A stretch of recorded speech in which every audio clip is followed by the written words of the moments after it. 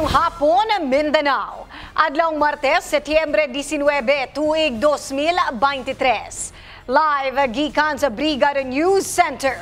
Ihatod namo kaninyo mga nagunang balita gikan sa nagkalain-laing lugar sa Mindanao. Mga balitang gitutukan sa news team. Ako si Brigada Dil Bartolaba ug kini ang Brigada Mindanao.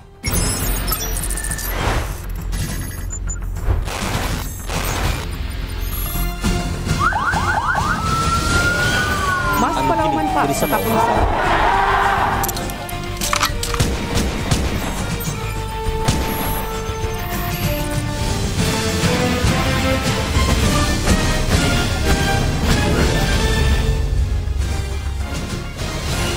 Ginaimbestigahan na karon sa Police Provincial Office Conapro 12 ang usa ka pulis nga matud pa sospek sa pagpamusil sa usa ka tricycle driver sa Libungan, Cotabato.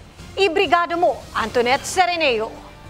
Nagpadayon ang gihimong imbestigasyon sa Libungan Municipal Police Station. May kalabutan sa nahitabong pagpamusil dito sa poblasyon Libungan, Cotabato kagabi. Nahilambigit sa maong pagpamusil si Police Corporal Noel Bientayong Noble, 30 anyos, minyo o residente sa barangay Kabangi, Libungan, Cotabato. Samtang ang biktima, mao si Gilbert Endrina Pasyoles, 44 anyos, tricycle driver o residente sa barangay Gumaga sa maong lungsod. Base sa investigasyon sa kapulisan, anaamatod pa sila sa gawa sa bidyukihan sa dihang nahitabo ang panaglalis human gikompronta sa pulis ang biktima. May kalabutan sa parking space. Base sa pagsaysay sa biktima, mubiya na unta siya sa lugar tungod buot niyang mulikay. Sa dihang gipusil matod pa kini ni Noble gamit ang iyang Taurus 9mm nga armas. Nagkaangkon og samad binusilan sa likod og tiil si Pasyoles. Hinungdan niya gidala sa ospital. Na-recover sa mga investigador sa crime scene ang siyam ka fired cartridge cases sa 9mm pistol. Gibutyag nga gidala sa Provincial Forensic Unit sa Kidapawan City ang armas sa pulis og nakakustodiya na matod pa kini sa Libungan Municipal Police Station alang sa hustong disposisyon. Report gikan sa Libungan, Cotabato. Kini si Brigadang Antoinette Lagunaso Sereneo and the heart of changing lives, Brigada News. Usa ka sundalo ang patay sa nagapadayon nga hot pursuit operation sa 41st Infantry Brigade batok sa New People's Army. Samtang casualty sa rebeldeng grupo dili pa masuta kung pila tungod sa mga lama sa dugo nga nakitaan sa escape route. Ibrigado mo, Christian Cabañas. Padayon paghihapon ang ginahimong hot pursuit operation sa tropa sa 75th Infantry Battalion ilawom sa pagkontrola sa 401st Infantry Brigade sa kasamtangan human ang natigayong engkwentro sa Barangay Maritula, San Luis, Agusan del Sur adtong Setyembre 12 mga bandang alas 2 sa kahaponon. Sumala kang 401st Infantry Brigade CMO Officer Major Alvin Nangkil nga samtang nagpahigayon og strike operation ang tropa sa 75th IB. Nakaengkwentro niini ang gibanabanang 30 ka mga miyembro sa Weekend Guerrilla Front 88 og mga remnants sa Regional Centro de Gravidad Northeastern Mindanao Regional Committee. Nilungtad og 15 ka minutos ang pagbinayluay sa baga tingga sa duha ka mga panig og walay swerte kay naangol ang upat ka tropas gobyerno og usa gayod ang kaswalti nga giilang si Corporal Jimmy Heromiano usa matod pa ka Scout Ranger. Dili pa masuta kung pila ang kaswalti sa rebuilding grupo gumikan sa mga lama sa dugo nga nakitaan sa escape route sa mga niini og padayon pa ang gihimong serye sa hot pursuit operation. Gisaluduhan sa kadumalahan sa 1st Infantry Division ang mabayanihong pagbuhis sa kinabuhi ni Corporal Heromiano aron pagtuman sa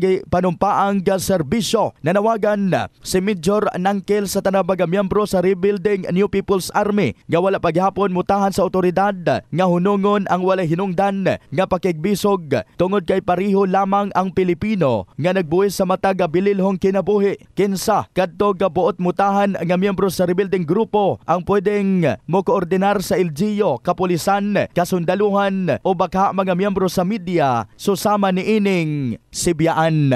Gikan dinhi sa Trento, Agusan del Sur. Kini si Brigada Christian Talimudaw Cabañas in the heart of changing lives. Brigada News. Sikop sa gipahigayong buy-bust operation ang 45 anyos nga lalaki human mapalitan og usa ka gramong shabu sa usa ka pusher buyer. Ang droga motimbang sa kinatibukang 3.25 grams nga dunay estimated street value na 52,000 pesos. Ibrigada mo, Gib Maing! Dakpan sa masakop sa Toril Police Station, Drug Enforcement Unit ang usa ka lalaki sa gikasang drug buy-bust operation kagapong adlaw sa Block 58, Lot 11, Gulf View, Executive Homes, Barangay Bagua Playa, Talumo ning syudad. Giilang dinakpan nga si Warren Nepe Guerrero alias Warren, 45 anyos, minyo, walay trabaho, nga residente sa nasgutang lugar. Nasikop ang suspect human napalitan sa operatiba nga nagpakaroning ng pusher buyer og usa ka sachet sa gituang shabu nga motimbang sa 0.29 grams bugti sa 500 buy-bust money. Ang tanang droga motimbang sa kinatibuk-ang 3.25 grams nga dunay estimated street value nga 52,000 ka pesos. Giturn over na sa Davao City Forensic Unit 11 ang nakumpiskang droga alang sa laboratory examination. Kasong kalapasan sa Republic Act 9165 kon Comprehensive Dangerous Drugs Act of 2002 ang gihikay na batok sa nisgutang suspect. Kini si Brigada Gib Maing, in the heart of changing lives, Brigada News. Mukabat sa kapin 1.3 million pesos ang nahimong danyos sa sunog sa Zamboanga City. Asa kapin 120 ka mga panimalay ang naabo. Padayon pasab nga ginaimbestigahan sa otoridad ang hinungdan sa maong sunog. Ibrigada mo, Marco Polo Muta. Humigit kumulang sa 1.3 milyong pisong halaga ng mga ari-arian ang naabo sa sunog na sumiklap sa Civic Toll Drive, Barangay Arena Blanco dito sa lungsod ng Zamboanga. Sa tala ng Bureau of Fire Protection Zamboanga, aabot sa 120 bahay ang na-raise to the ground kahapon ng umaga sa nasabing lugar. Ayon kay Fire Chief Superintendent Christopher Morales, nagsimula sumiklab ang sunog dakong alas 8:30 ng umaga sa bahay ng isang nagngangalang Haji Kimig Asjain, isang senior citizen.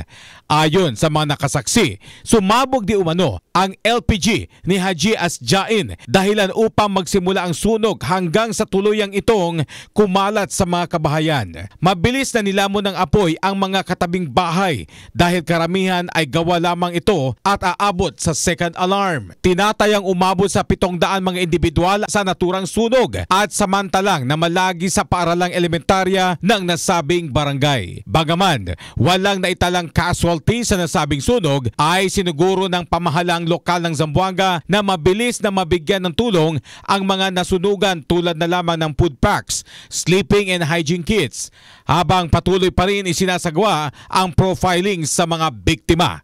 Umabot sa 2 oras ang sunog at dakong alas 10:30 ng umaga ay nadeklara ng itong fire out ng Bureau of Fire Protection. Samantala, patuloy pa rin ginagawang investigasyon upang malaman ang kabuang dahilan ng nangyaring sunog. Ito si Brigada Marco Polo Muta, in the heart of changing lives, Brigada News. Gipailawom sa state of calamity ang barangay Polonuling, Tupi, South Cotabato tungod sa grabe nga epekto sa kusog nga pag-ulan rason sa pagbaha milabayng mga adlaw. Ibrigada mo, Mike Kumilang. Ginpaidalom subong sa state of calamity ang barangay Polonuling sa Tupi, South Cotabato bangod sa kalamidad nga nag-igo sa barangay kung saan apektado halos sa mga residente sini. Sa idalom sang Barangay Resolution number 41 Series of 2023 napagkit diri nga yara sa 4 ka mga purok kag 4 ka mga sityos ang apektado mao sa pagbaha kag mabaskog nga pag-ulan nga nagluntad sang Setyembre 17 sa nasambit nga barangay. Nagkalaguba man suno pa ang mga dalanon, gulays, kag mga creeks bangod sa mabaskog nga pagbubos sang ulan. Napagkit man suno pa ang landslides sa mga sityo sang Lamlikay kag Saipaw kung sa diin naapektuhan ang mga livelihood projects.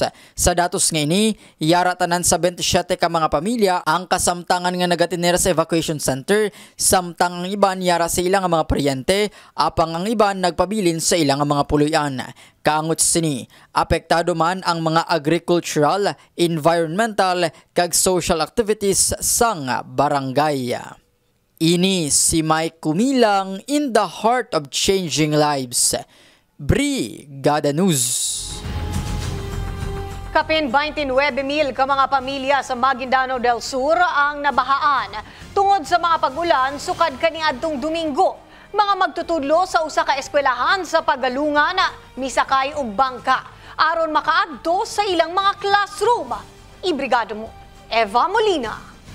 Napulo ka mga lungsod sa Maguindanao del Sur ang nakasinatig baha gumikan sa walay puas sa pag-ulan sukad pa kaniadtong Domingo. Matod ni Maguindanao del Sur PDRRM Officer Amir Jihad Ambulodto, mukabat sa 29,338 ka mga pamilya gikan sa 79 ka mga barangay ang apektado gikan sa mga lungsod sa Dato Hofer, Sheriff Aguac, Pagalungan, Dato Montawal, Dato Angal Midtimbang, Pandag, Talayan, Gindulungan, Dato Saudi Ampatuan ug Dato Unsay, Maguindanao del Sur. Dito sa Sheriff Aguac, midagayday ang makusog nga bulog sa tubig baha nga nagdalag lapok gikan sa bukirong bahin sa Dato Offer. Samtang sa Pagalungan, misakay sa bangka ang mga magtutudlo alang sa pag-adto sa ilang mga classrooms o guban pang building. Apil ang ubang mga residente sa lugar. Hinuon walay natalang naangol sa maong kalamidad. Sa kasamtangan, mibalik na sa ilang mga panimalay ang pipila ka mga pamilya nga namakwit apan gipapaamping sila tungod sa posibleng pagbaha na usab gumikan sa mga pag-ulan. Nanawagan si Ambulodto sa mga barangay nga i-activate ang barangay response alang sa pagtabang sa pag-rescue sa mga apektadong pamilya sa naisgutan nga kalamidad. Gikan sa Maguindanao del Sur, ako si Brigada Eva Buhayan Molina. In the heart of changing lives, Brigada News. Dugang pang mga balita sa pagbalik sa Brigada Mindanao.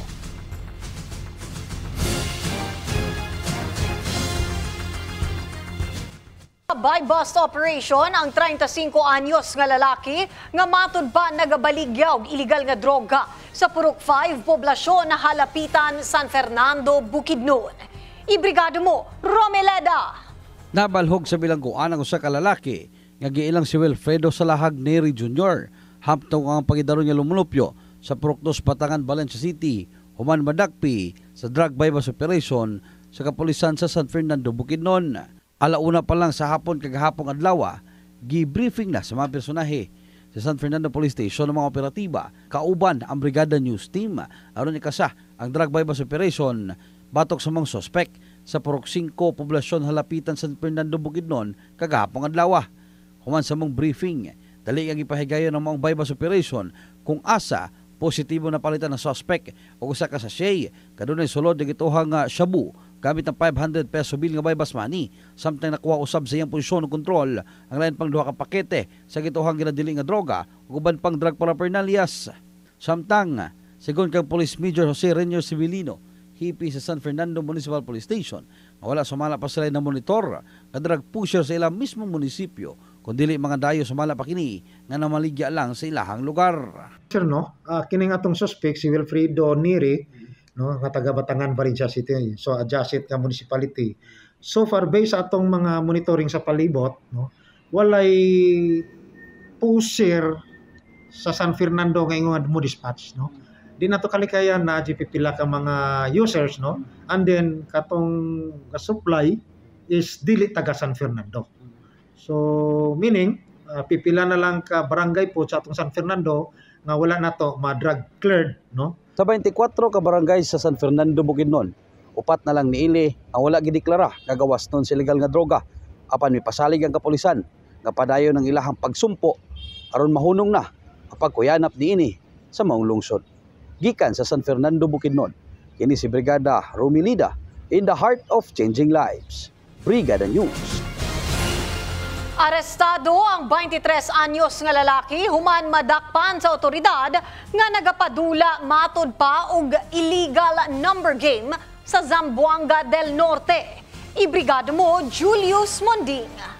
Dakpan sa individual atol sa gipahigayon nga intel-driven operation dito sa barangay Daang Lungsod Katipunan sa Zamboanga del Norte kaniadto nakalabayng adlaw sa May alas 8:54 sa gabi. Gilang dinakpan nga si Rolly 23 anyos lalaki og litaw lumulupyo sa barangay Daang Lungsod Katipunan na Zamboanga del Norte. Nadakpan kini gumikan sa pagpaningkamo sa mga personay sa Katipunan PNP og ilang kuban usab sa mga personay sa RID9 Zamboanga del Norte diin nasakpan kini nga nalabigit sa illegal number game nga locally known as Wirik-Wirik. Nakumpiska gikan sa posisyon sa suspek ang usa ka tally sheet, usa ka piraso nga 50 peso bill, usa ka napulo ka peso nga sensilyo, usa 5 ka peso nga sensilyo ug unom usa ka peso nga sensilyo ug anaa sa kinatibukan nga 71 pesos. Gidala ang dinakpan sa Rural Health Unit para sa medical examination ug ayha ipaslak sa mabugnaw nga silda sa Katipunan na Police Station para sa pagpasaka og tukmang kaso. Gikan sa Dipolog City, kini si Brigada Julius Monding in the heart of changing lives, Brigada News. Gipasaka na og kasong reckless imprudence resulting to homicide ug damage to property ang suspect nga nakabangga patay sa usa ka pulis sa Cagayan de Oro. Ibrigada mo, Miles Ramos. Napasakahan og kaso ang usa ka driver sa trailer truck nga kinsa suspect sa kamatayon sa usa ka pulis patrolman human nalatayan sa gimaneho nga trailer truck diha sa barangay Kauswagan na siyudad sa Cagayan de Oro. Kini ang gibutyag ni Traffic Enforcement Unit Investigator Police Corporal Rodolfo Abaday Jr. diin giingong kasong reckless imprudence resulting to homicide ug damage to property ang atubangon sa suspect. Madumduman nga gila ang biktima nga si patrolman Yusel Yungko Islet nga na-assign sa Regional Mobile Force Battalion. Sa investigasyon, gibutyag ni Abaday Jr. nga susama og direksyon ang motorsiklo nga gimaneho sa biktimang pulis o trailer truck nga gimaneho sa usa ka Rande Abuabo nga taga Villa Candida sa Barangay Bulwa. Dihang kalit lamang nahitabo ang disgrasya og napasok ang motorsiklo sa trailer truck nga mao'y hinungdan nga nalatayan kini sa ligid. Sigon pa sa driver sa trailer nga wala kini makabantay nga dunay motorsiklo sa iyang tapad. Office of the Prosecutor ang kaso. Ang atong napila to reckless imprudence resulting in homicide o damage to property. Okay. So depende na lang kay fiscal kung sa iyang nakita dito nga kuan. So karon ang trabaho sa pulis wala na. Nga kay na humana man nato tanan na. So ana. So pagulat na lang taon sa kuan nila sa kay di naman nato control ng Office of the Prosecutor, sila naman mo decide ana kung sa ilang nakitaan nga probable cause regarding atong insidente. Tanan nga attachment nga to kuan ato na naman nabuhat sa part sa pulis. Subay niini parayon nga nagpahimangno si Corporal Abaday Jr. sa mga motorista aron dili na masubli ang nahisgutang panghitabo. Gikan sa siyudad sa Cagayan de Oro, kini si Brigada Miles Ramos in the heart of changing lives. Brigada News.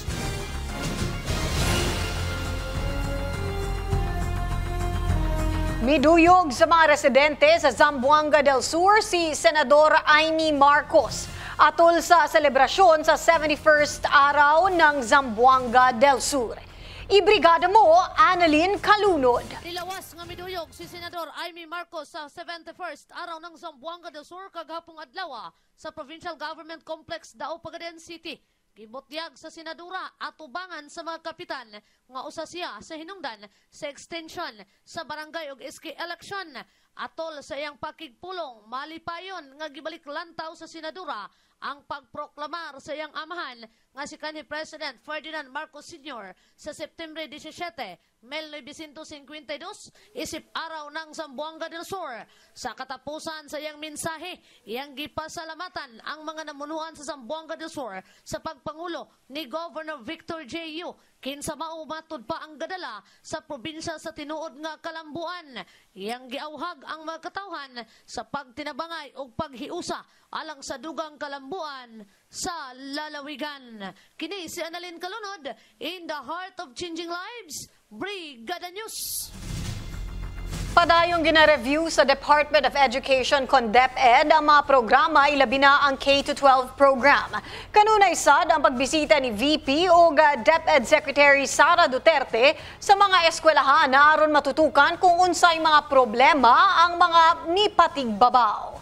Ibrigada mo, Christina Galamiton. Gibutyag ni Vice President o DepEd Secretary Sara Duterte ang kabahin sa update sa buhatan sa Department of Education atol sa iyang pagbisita sa ika-71st araw ng Zamboanga del Sur. Sumala pa nga ilahang gihimo ang pag-review sa mga programa sa maong ahinsya ilabi na sa K-12 program gikan sa pagdumala ni kanhing Secretary Briones atol sa administrasyon ni former President President Rodrigo Duterte. Matod ni Vice President Sara nga kaniadto adunay 11,000 learning competences apan sa pagkakaron 3,000 competencies na lang. Samtang sa mga subjects kung kaniadto adunay 7 subjects karon anaa na lamang kini sa 5 subjects nga angayang tun-an sa mga bata.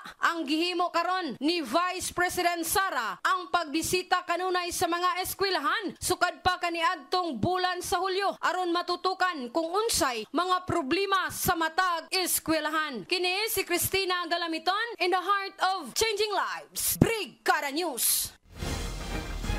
Aron matagan og tabang ang mga apektado sa price ceiling.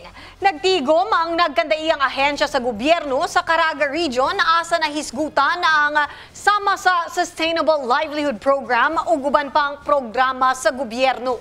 Ibrigada mo, Christian Cabanyas. Nakigtagbo ang buhatan sa Department of Social Welfare and Development Field Office Caraga ngadto na sa mga representante sa Department of Trade and Industry Caraga, Department of Interior and Local Government Caraga ug Department of Agriculture Caraga alang sa kalambuan sa ayudang pinansyal nga gipahigayon sa DSWD Field Office Conference Hall niadtong adlaw nga Biyernes, Setyembre 15, tuig 2023. Gihisgutan ang pagpanghatag sa cash assistance pinaagi sa Sustainable Livelihood Program kon SLP alang sa mga micro-rice retailers. Gipangunahan kini ni DSWD Field Office Caraga Regional Director Mariflor Doliaga kauban si Sustainable Livelihood Program Regional Program Coordinator Renante Abendanyo. Ang pagpahigayon sa panagtagbo kauban ang baga representante sa gikabutyag nga ahensya. Ang katuyuan sa mong panagtagbo nga mahiuyon o maorganisa ang panahon sa pagpanghatag sa mga cash assistance sa mga individual nga natumbok o nasuta nga mamahimong benepisyaryo. Madumduman nga ubay-ubay ka mga rice retailer sa rehiyon ang naapektuhan sa gipatuman nga Executive Order number 39 ni Pangulong Bongbong Marcos.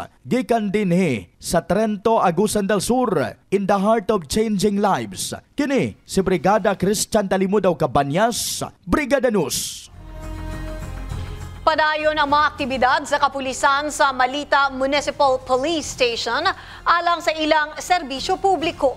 Usa sa ilang aktibidad mao ang pagpahigayon og Street Moral Recovery Program nga mao'y magamit sa kapulisan na aron nga mabalik ang gitawag nga bayanihan spirit sa mga residente sa lungsod sa Malita, Davao Occidental.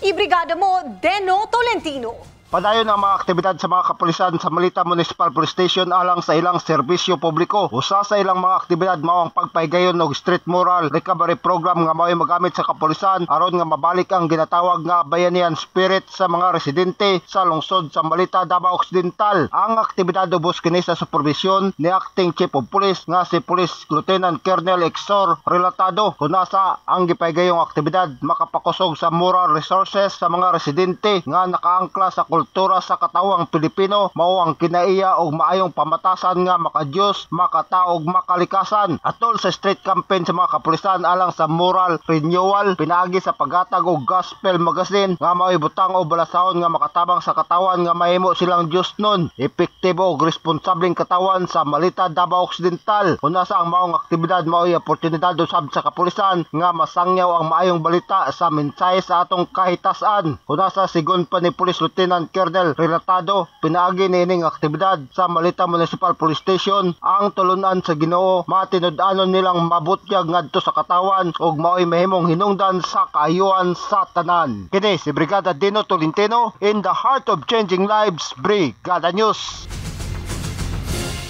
Padayon gihapon ang Brigada Foundation Incorporated sa pagdawat og hinabang alang adto sa mga kabrigada nato nga nanginahanglan og hinabang. Mamahimo kamong magpadala og cash donation sa Kabrigada Foundation Incorporated Security Bank Account number 000037840172. Ug alang sa in-kind donation, si padala kini sa Brigada Complex nga nahimutang sa NLSA Road, Barangay San Isidro, General Santos City. Sa mga gustong mahimong Brigada Volunteer, pwedeng mo dangop sa estasyon ug magpalista. Mao ka na ang naglangkob nga mga balita sulod sa 30 minutos nga nakalap sa atong mga kabrigada gikan sa nagkandaiyang lugar sa Mindanao. Mga balita ang 24 oras nga gironda sa atong mga kabrigada. Sa makausap pa, ako si Brigada Dil Bartalaba in the heart of changing lives. O kini ang Brigada Mindanao.